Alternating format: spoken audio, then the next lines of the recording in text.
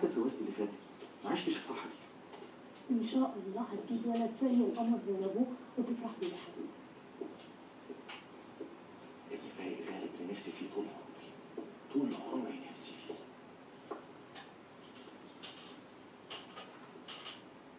كده بقى محدش احسن من حد. زي ما سمر اختك عندها بنات، انت كمان هيبقى عندك اجمل ولد في الدنيا دي كلها. طب على سيرة سمر بقى، انت مش ناوي ترفع لي قضية بالشيكات اللي عليها ولا ايه؟ احسن شكلها ناوي تضرب على 2 مليون جنيه. انت عايزه كده فعلا؟ نعم؟ دي محتاجة سؤال.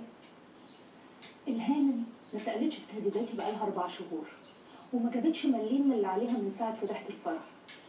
انت فكرك انا هنسألها؟ دي لازم تاخد درس وتتعلم الأدب. عندك حق.